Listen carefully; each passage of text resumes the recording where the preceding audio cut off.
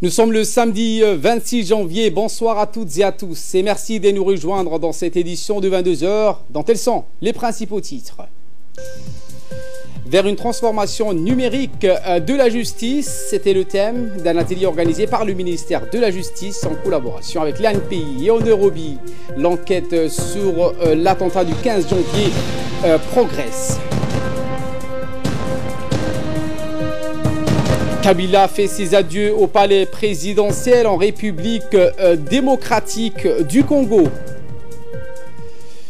Voilà pour le sommaire, merci si vous nous rejoignez sur Télé Djibouti. Mais avant de développer ces titres, nous entamons ce journal avec cet hommage du président de la République à l'égard d'un grand fils de la nation qui s'est éteint à l'âge de 78 ans.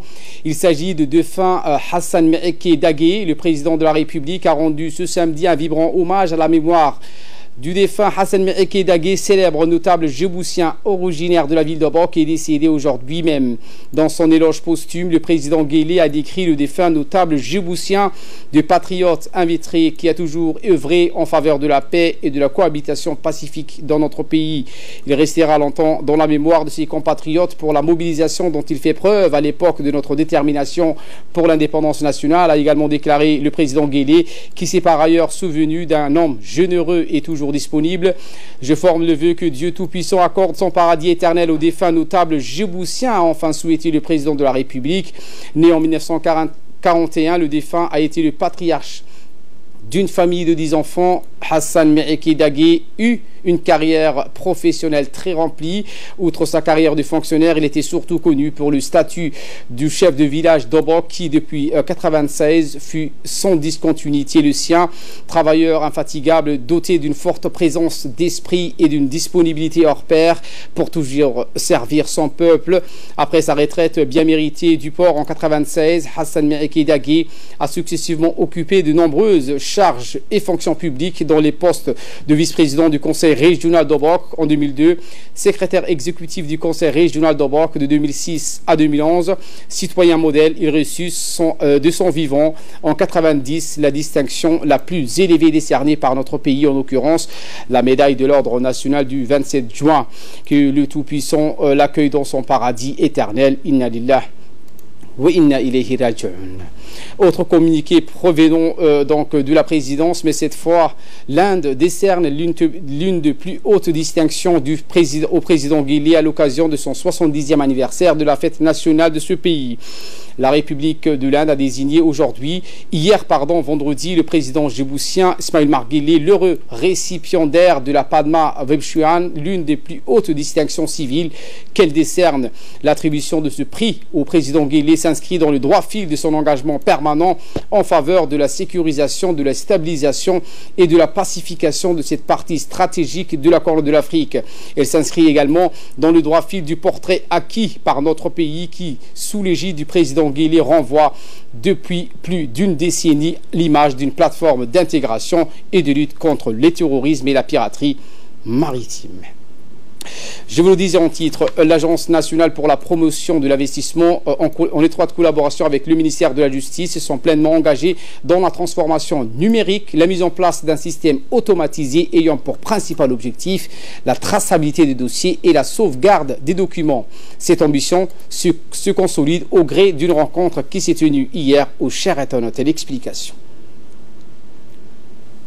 Et l'Agence nationale pour la promotion des investissements se sont imprégnés de la transformation numérique, la mise en place d'un système automatisé ayant pour principal objectif la traçabilité des dossiers et de la sauvegarde des documents afin de rendre les données plus accessibles, plus rapides et plus efficaces, mais aussi plus transparentes, a été l'objectif de cet atelier. Le ministre de la Justice, M. Momen Ahmed Chersa, dans son allocution, soulignait que la justice ne doit pas être absente de la conversation mondiale. Il est important que nous nous donnions, a-t-il dit, les moyens d'être un acteur puissant. Notre objectif, je disais, c'est d'automatiser toute la chaîne. Aujourd'hui, ce qu'on va commencer avec cette formation qui est opérationnelle, c'est l'automatisation de la chaîne civile et commerciale. Ensuite, va suivre la chaîne pénale.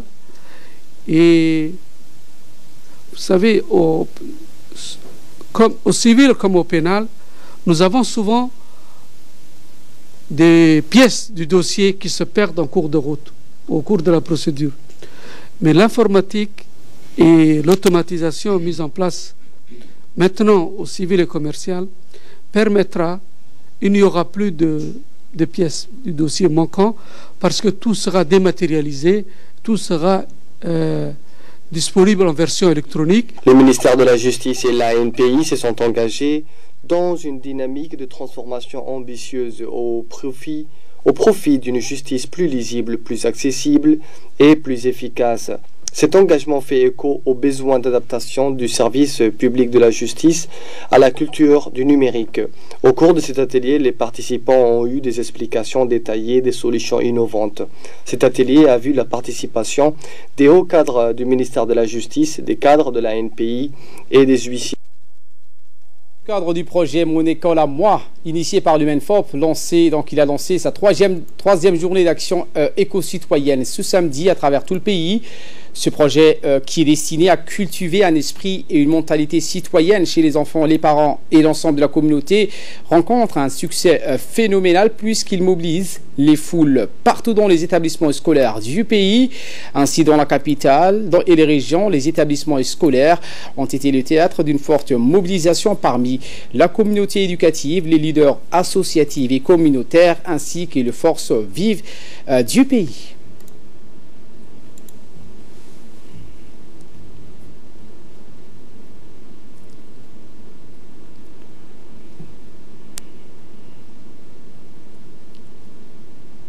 Le ministre de l'Éducation nationale et de la formation professionnelle, Moustapha Mohamed Mahmoud, a lancé donc cette troisième journée d'action éco-citoyenne.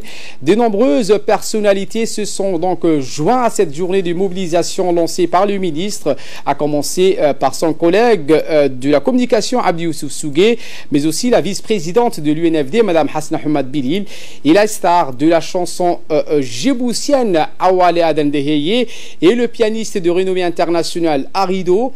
Le ministre et sa délégation ont effectué donc une tournée dans plusieurs établissements scolaires de la capitale où la communauté éducative, le tissu associatif et l'ensemble des forces vives ont pris part à cette action de nettoyage et d'embellissement des établissements scolaires à travers tout le pays, dans les écoles du quartier 6 et 7, mais aussi dans les lycées de Djibouti et de Balbala, Olik. Les officiels ont mis donc la main à la pâte et ont partagé la ferveur des enseignants, élèves et parents, mais aussi des personnalités et anonymes qui ont participé aux travaux d'entretien et d'embellissement des salles de classe, blocs administratifs et sanitaires.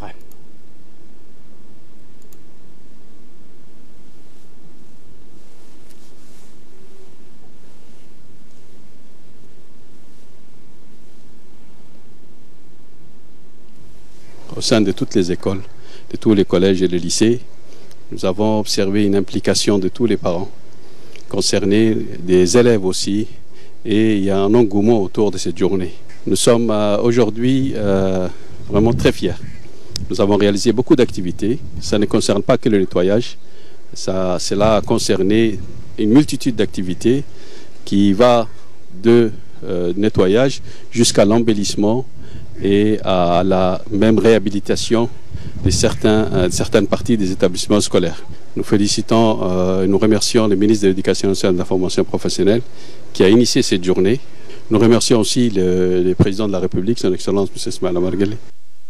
Et dans une intervention faite lors de cet événement, le ministre de la Communication chargé des postes et des télécommunications, Abdi Youssouf Sougué, s'est dit très heureux d'assister à l'acte 3 de cette journée d'action citoyenne, Mon école à moi, aux côtés de la famille éducative et l'ensemble des participants venus en grand nombre. Il a tenu à féliciter son père de l'éducation pour la réussite d'une telle action noble qui prend soin les bancs de l'école de nos enfants. Il a précisé qu'aujourd'hui, j'assiste aux côtés de la famille éducative à cette activité et plus précisément à l'école qui m'a ouvert les portes dès mon jeune âge. Il s'agit de l'école primaire de quartier 6. Fin de citation. Autre nettoyage, ce matin, le maire de la ville de Djibouti, Mme Fatma Awale Ousmane, a lancé le 8e grand jour traditionnel du sweep consacré au nettoyage du prolongement du grand boulevard Al-Hajj Hassan Goulet Abtidon, en collaboration avec la commune de Boulaous, les conseils de quartier d'Al-Hiba 6 et 7, la gendarmerie, les forces nationales de la police nationale, les élus locaux, l'OVD, l'ADR et l'ONEAD, ainsi qu'un cadre exceptionnel de participants, d'officiers et des sous-officiers. Eh bien, cette action citoyenne a mobilisé également les artistes qui ont attiré et chauffé l'événement au point que personne ne ressentait ni la fatigue ni le temps. Et c'était aussi un atout supplémentaire de la participation de ces artistes nationaux.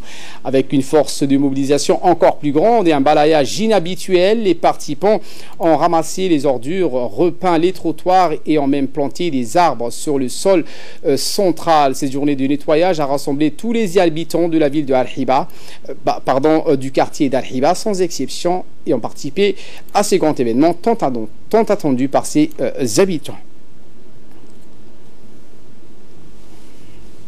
Les artistes venus en grand nombre ont participé donc à cette journée traditionnelle, journée de nettoyage. Dans une interview, le doyen des artistes, le poète-chanteur Aden Farah Samatar, s'est livré donc à sensibiliser les Djiboutiens et faire preuve de patriotisme et de civisme en participant à l'embellissement de l'image de la capitale. Aden Farah Samatar a précisé que la République de Djibouti est un bien commun pour nous tous et qu'il faudrait préserver.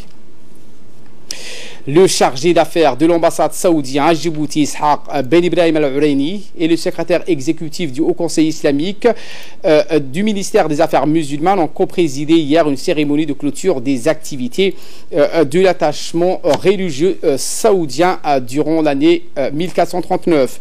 La cérémonie donc a vu la participation du représentant du ministère des Affaires musulmanes et de la culture et des biens Warf et du cheikh Al-Samal, l'attaché religieux par intérim de l'ambassade de l'Arabie saoudite.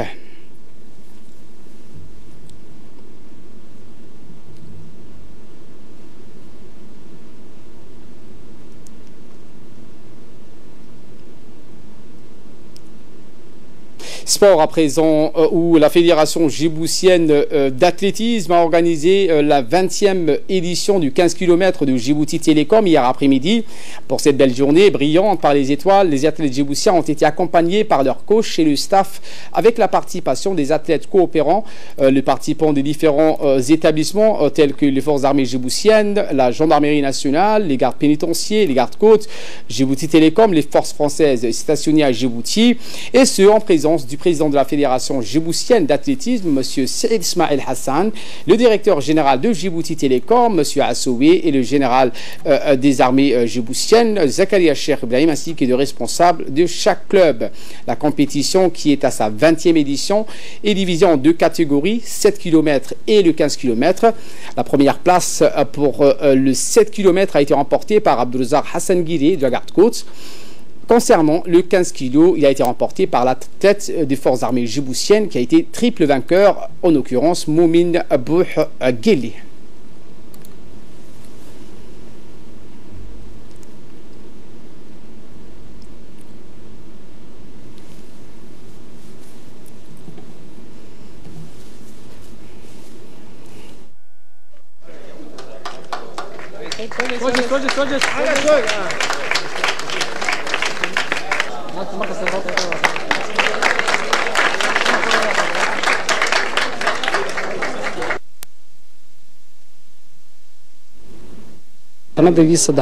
Et dans une interview accordée à nos reporters sur place, le directeur général de Djibouti Télécom a félicité la fédération djiboutienne d'athlétisme, les vainqueurs ainsi que les participants. Je tiens à remercier donc l'ensemble des organisateurs pour la bonne organisation donc, du 20e kilomètre de la 20e édition du 20 km de Djibouti Télécom, de l'ensemble des participations. Je tiens personnellement à encourager donc, la participation des filles, donc de nos filles, pour qu'elles fassent toujours un peu plus de sport. Je tenais également à exprimer donc toute ma gratitude pour la fédération d'athlétisme qui ne cesse justement d'organiser, donc de nous aider pour l'organisation de ce 20 km de Djibouti chaque année. Nous espérons le renouveler encore l'année prochaine. Comme vous savez, donc, le sport fait partie intégrante de des activités que nous sponsorisons. Aujourd'hui, Djibouti Telecom sponsorise non seulement l'athlétisme, le football, le tennis, et plusieurs autres sports. C'est vrai que c'est notre participation à l'activité, aux activités sportives du pays, mais également notre contribution aux activités sociales de notre pays. Et de là, nous passons aux nouvelles du monde. Au Nairobi, l'enquête progresse. Des progrès dans l'enquête sur l'attentat de Nairobi du 15 janvier que le groupe terroriste Shebab avait revendiqué. Les Shebab, une organisation terroriste somalienne, mais les enquêteurs kenyans n'excluent pas que certains des assaillants du 15 janvier n'étaient pas somaliens. Quelques jours après l'attentat de Nairobi, plusieurs dizaines de militants des Shebab ont été tués dans une frappe aérienne conduite par l'aviation américaine. Et en République démocratique du Congo, pour terminer, Kabila fait ses adieux au palais présidentiel. L'ancien président Joseph Kabila, au pouvoir depuis 2001, en République démocratique du Congo, a cédé hier le bureau présidentiel à son successeur, Félix Tshisekedi, qui s'est aussitôt mis au travail sur le dossier des droits de l'homme. Kabila et Tshisekedi se sont entretenus à huis clos pendant plus de 2 heures, puis ont descendu ensemble sur les marches du bureau présidentiel et se sont embrassés avant le départ de l'ex-président resté 18 ans au pouvoir. Voilà pour l'essentiel de ce 22h. Merci de votre fidélité à rester avec nous. Le programme continue sur TG Djibouti.